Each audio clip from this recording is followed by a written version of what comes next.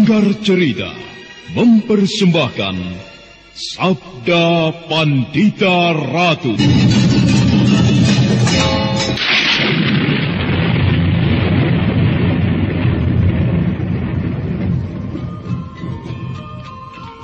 Sabda Pandita Ratu, naskah ditulis oleh Ondra Swasti Langit, diolah oleh Agus Nur Ismail, didukung oleh artis-artis terkemuka, Ferry Fadli, Eli Ermawati, M. Abud, Ivona Rose, dan lain-lain.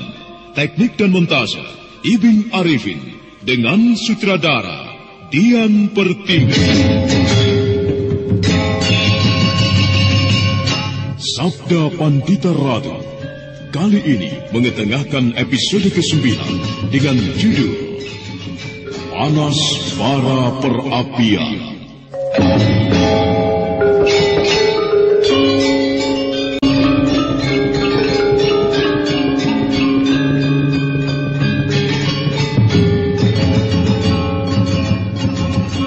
Dengan diantar Senopati Pragolapati, Kamaswara segera menuju penjara.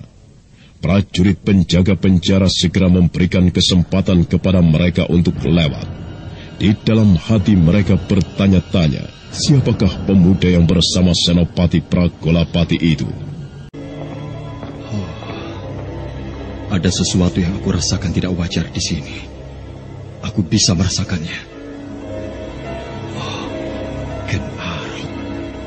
Ia bersandar pada dinding dan menatapku dengan tatapan mata yang aneh. Seperti tidak mengenalku. Apa yang telah terjadi? Ini aku, Kameswara. Ken Arok, ini aku, Kameswara. Aneh. Mengapa kau seperti tidak mengenalku, Ken Arok? Ini aku, Kameswara. Ada yang tidak wajar yang aku rasakan. Ken Arok seperti tidak mengenalku. Tatapan matanya seperti orang yang kebingungan. Dan aku merasakan getaran tidak wajar di ruangan ini. Ya, aku bisa merasakannya. Apakah sebenarnya yang tidak wajar ini? Kamaswara berpegangan pada terali besi. Dia menebarkan pandangan matanya ke segala penjuru. Kamaswara kemudian mengangguk-angguk, seolah-olah menemukan di mana letak keanehan yang dirasakannya. Kamaswara kemudian memandang ke arah Ken Arok, seperti berhasil menembus tatapan matanya menerobos tabir aneh yang melindungi bilik penjara itu.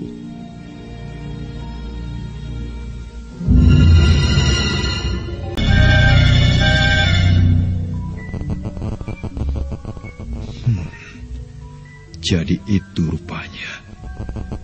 Yang aku hadapi ternyata hanyalah sebuah permainan. Ken Arok tidak ada. Yang ada orang lain menggantikannya. Dan wajahnya, wujudnya, dilindungi bayangan semua. Beberapa saat Kamaswara termangu. Bagaikan ada sesuatu yang tengah menjadi bahan pertimbangannya. Kamaswara tiba-tiba berbalik dan melangkah keluar meninggalkan tempat itu. Senopati Pragolapati yang berada di luar pintu penjara jadi terheran-heran. Bagaimana, Kameswara?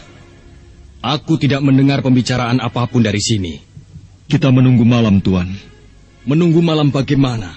Aku tidak ingin berurusan dengan Ken Arok yang berada di dalam penjara itu. Aku ingin berurusan dengan Ken Arok ketika berperan sebagai pahlawan berjubah putih. Oh, kau ingin mendapatkan bukti rupanya. Terserah bagaimana Tuan mengatakan.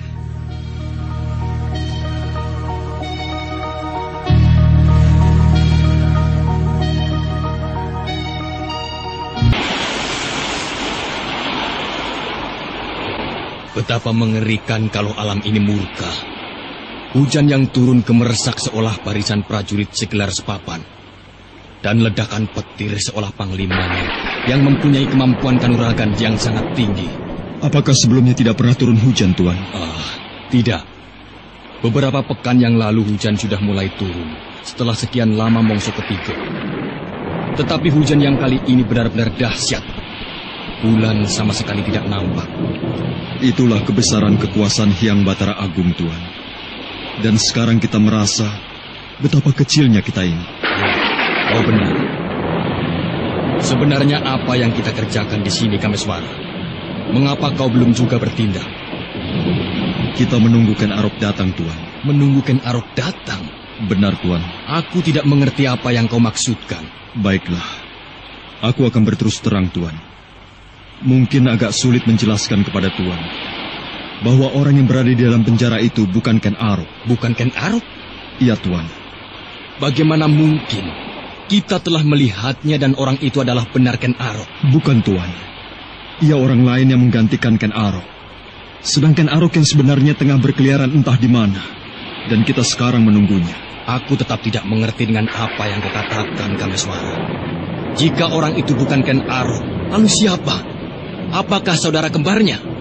Wajah orang itu sama sekali tidak mirip dengan Ken Arok. Tuan telah dikecoh. Tuan ditipu. Maksudmu? Sebuah ilmu sejenis bayangan semu telah melindunginya. Wujud orang itu berubah seolah Ken Arok, padahal bukan. Gila. Ia sudah datang, Tuan.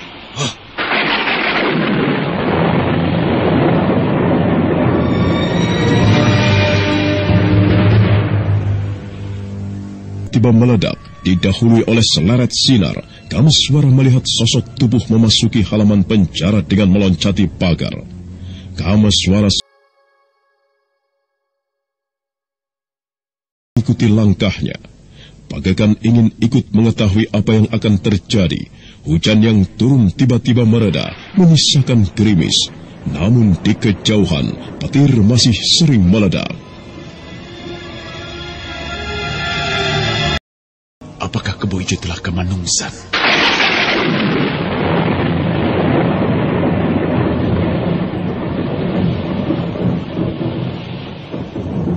Mengapa kau berhenti, Ken Arok? Oh, kau Kameswara? Iya. Sudah lama kau menungguku di sini? Iya. Nampaknya kau ditemani oleh seseorang. Katakan kepadanya, Kameswara. Tidak ada gunanya ia bersembunyi. Tuan, keluarlah. Marilah temani saya untuk berbicara dengan Ken Arok.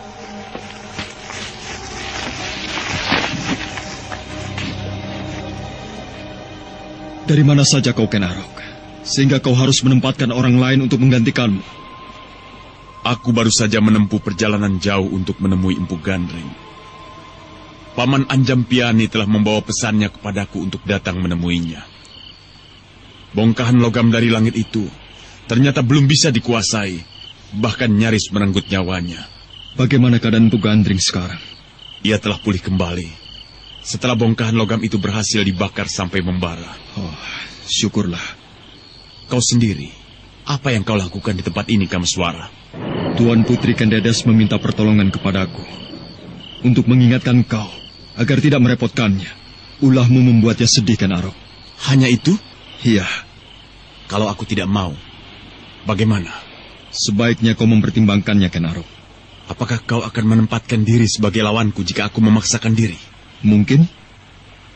Apa untungnya kau melakukan itu, Kameswara? Kendedes hamil. Ia membutuhkan ketenangan. Aku harus menempatkan diri untuk melindungi dan membantunya.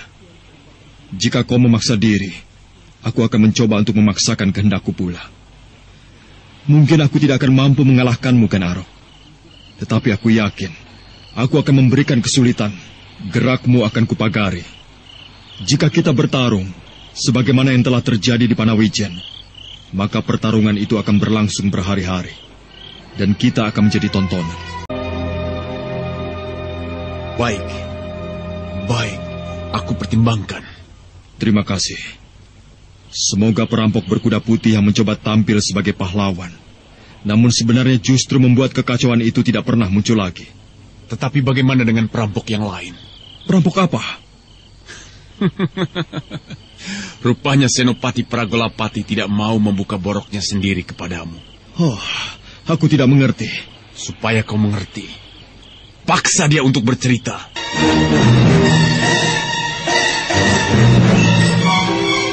Tanpa peduli terhadap Kameswara dan Senopati Pragolapati, Ken Arok melangkah menuju bilik yang terletak di sudut. Pragolapati dan Kameswara bergegas mengikuti. Pragolapati melihat dua sosok Ken Arok, yang seorang berada di luar dan yang seorang lagi berada dalam penjara. Keduanya sama wujudnya. permainan kita telah berakhir, Kebo Ijo. Senopati Pragolapati sangat terkejut ketika Ken Arok menyebut nama Kebo Ijo yang baru saja keluar dari bilik berterali besi. Dan dengan tidak mengedipkan mata, Pragolapati memandang keduanya.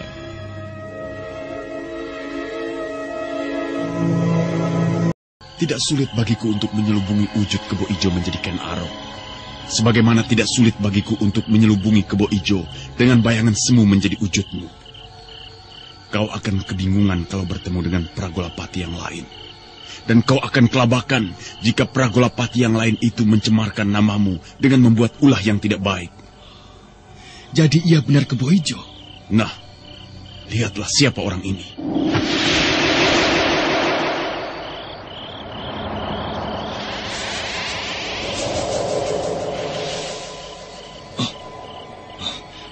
Kebo Ijo berubah menjadi Kebo Ijo. Kebo Ijo. Bagaimana Ken Arok? Jangan tertegun. Kita tinggalkan tempat ini. Tunggu! Tidak ada yang perlu kita bicarakan lagi, Kameswara. Tunggu, Ken Arok. Aku belum mendengar sikapmu. Bagaimana sikapku dapat kau lihat dari apa yang akan aku lakukan nantinya?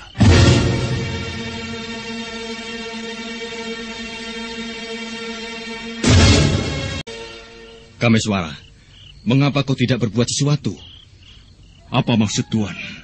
Yang aku bayangkan, kau memaksanya untuk tidak melanjutkan ulahnya. Ia harus berjanji untuk tidak mengulangi perbuatannya. Bisa dengan kata-kata, bisa pula kau paksa dengan kemampuan ilmu yang kau miliki.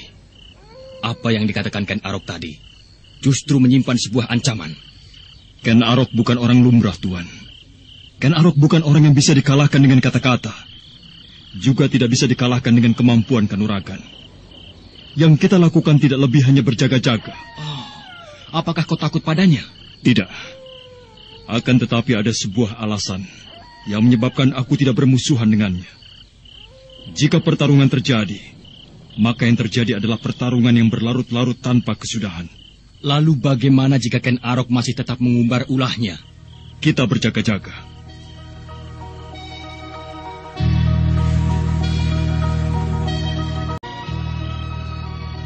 Bagaimana Ken Arok?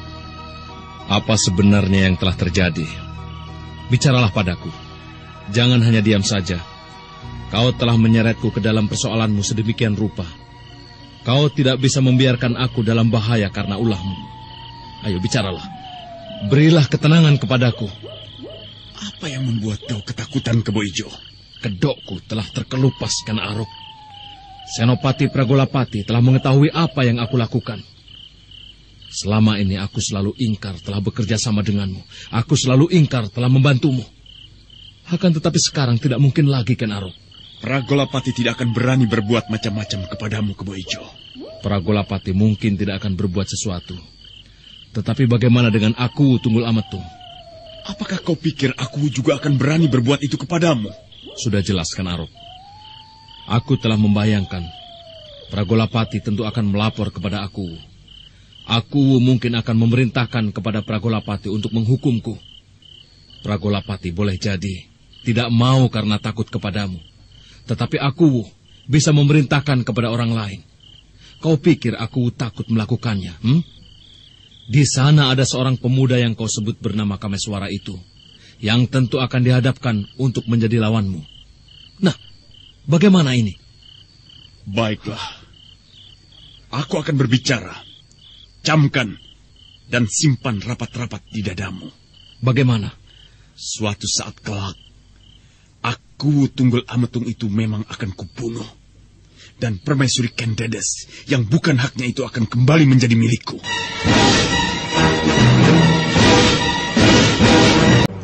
Oh, gila. Kau akan membunuh aku? Ya, kursi Pakuan Tumapel harus jatuh ke tanganku. Bahkan lebih dari itu, Kediri adalah sasaranku berikutnya.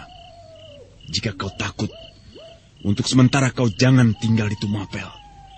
Sampai pada suatu saat kelak, kau mendengar aku terbunuh. Kau boleh kembali ke Tumapel, karena akulah ketika itu yang akan menjadi aku. Benarkah kau akan melakukan apa yang kau katakan itu, Ken Arok? Kau pikir aku berbicara kosong? Kau sudah membayangkan kemana kira-kira kau akan mengungsi? Kau sendiri akan kemana, Ken Arok? Aku akan menempuh perjalanan panjang. Bagaimana dengan perampok berkuda putih itu?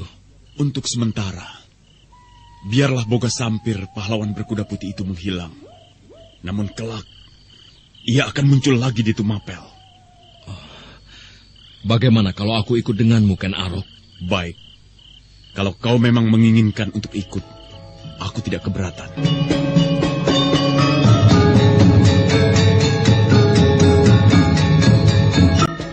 Sepeninggalkan Arok, Tumapel berjalan dengan tanpa gangguan lagi. Ken Arok dan Kebo Ijo tidak diketahui di mana berada. Aku Tunggul Amatung merasa gembira dengan kehadiran Kamaswara. Kepada pemuda itu, aku menganugerahi jabatan keprajuritan, tetapi Kamaswara menolak. Bahkan pada suatu hari, Kamaswara tidak pernah muncul pula di Tumapel. Hilang, tidak ada kabar beritanya, kecuali Ken Dedes seorang yang mengetahui kemana pemuda yang sebenarnya sangat dicintainya itu pergi. Sementara itu, Empu Gandring terus disibukkan oleh bongkahan logam yang harus dibuat menjadi keris yang dahsyat.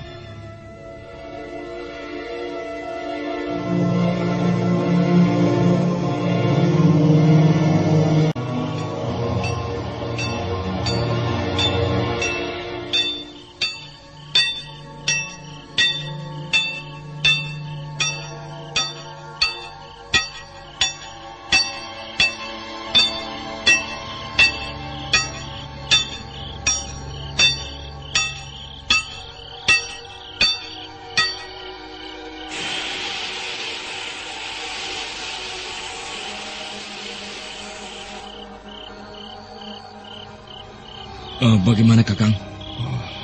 Sungguh luar biasa di Anjampiani. Aku orang awam, Kakang. Yang aku lihat hanyalah bongkahan logam. Tetapi di manakah letak keluar biasanya itu, Kakang? Bongkahan logam ini benar-benar bongkahan logam yang paling hebat dan dahsyat dari yang pernah aku temukan. Selama aku menggeluti ilmu Tosanaji, baru kali ini aku menemukan logam yang luar biasa seperti ini. Bongkahan logam ini mempunyai sifat-sifat baja yang sangat sempurna. Keras melebihi intan, tetapi mudah dibentuk manakala berwujud bara. Tajamnya luar biasa.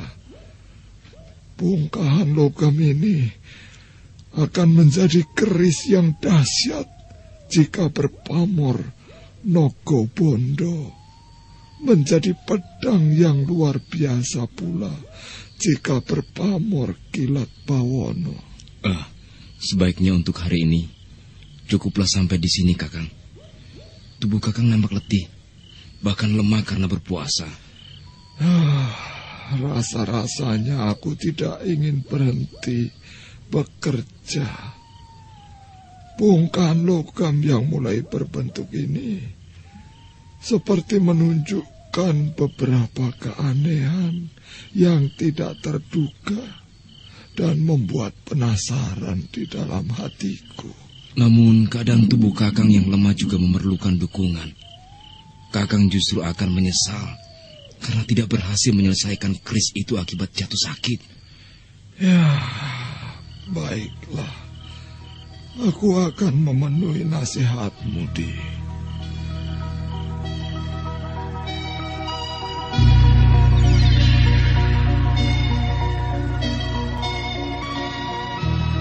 Maka demikianlah, dalam hari-hari yang terus berlalu, Empu Gandring yang dibantu oleh Anjampiani Kayuwangi terus disibukkan oleh karya yang didorong oleh karsanya. Sesekali terdengar ayunan palu yang tidak begitu keras, atau suara desis ketika baja membara dicelupkan ke dalam air yang bertabur bunga kembang telon. Dan ketika malam larut, dengan picitan tangannya yang menyimpan kekuatan dahsyat, Empu Gandring mulai meraut bongkahan logam itu menuju bentuk yang diharapkan. Sementara itu, Ken Arok dan Kebo Ijo telah sampai di suatu tempat. Bukan main. Inikah Kediri itu? Iya. Kenapa? Ternyata Kediri adalah sebuah kota yang besar, ramai dan sibuk. Pasar yang ada di Tumapel tidak seberapa besar jika dibandingkan dengan pasar ini. Kelak jika aku telah menjadi raja, akan aku bangun pelbagai sarana yang lebih lengkap. Kesejahteraan yang merata, ketenangan, dan perlindungan kepada kaula. Nah, Kebo Ijo. Iya. Apakah kau tidak melihat sesuatu yang aneh di sini? Apa maksudnya? Kau lihat yang di sana itu. Aku tidak tahu yang kau maksud. Apakah di Tumapel kau melihat beberapa orang prajurit berjaga-jaga seperti di sana itu? Apa artinya, Ken Arok? Artinya, Kediri yang terlihat megah itu menyimpan borok di dalamnya. Aku mengajakmu ke Ganter, karena di Ganter berkumpul banyak orang-orang yang tidak puas terhadap Baginda Kertajaya. Kesalahan Baginda yang sangat mendasar adalah Baginda tidak menghormati para Brahmana Resi. Baginda merasa dirinya adalah penjelmaan dari kekuasaan tertinggi di dunia ini. Tetapi mengapa pasar yang harus dijaga? Betapa bodohnya kau, Kebo Ijo. Sudahlah, terangkan sajalah. Pasar adalah tempat yang paling aman bagi Telik Sandi untuk bertukar berita. Itulah yang terjadi. Oh, iya ya. Lihat. Prajurit itu mengawasi kita. Jangan-jangan kita akan dicurigai. Bersikaplah yang wajar. Jangan menumbuhkan kecurigaan. Bukankah kita tidak bermaksud apa-apa? Kita bukan mata-mata. Aku yang berkepentingan dengan tahta Kediri. Jangan lupa hal itu, Kebo Ijo. Ayo kita pergi. Ken Arok segera membayar makanan dan minuman yang dibelinya. Ternyata apa yang dikatakan oleh Kebo Ijo benar. Beberapa prajurit yang mengawasi segenap kegiatan di pasar itu, perhatiannya tertuju kepada Ken Arok dan Kebo Ijo. Ken Arok dan Kebo Ijo bergegas melalui sebuah lorong, tetapi beberapa prajurit segera mencegatnya. Nah, apa yang akan terjadi kemudian? Saudara pendengar, untuk mengetahui jawabannya, silakan mengikuti kelanjutan kisah ini dalam seri berikutnya. Sampai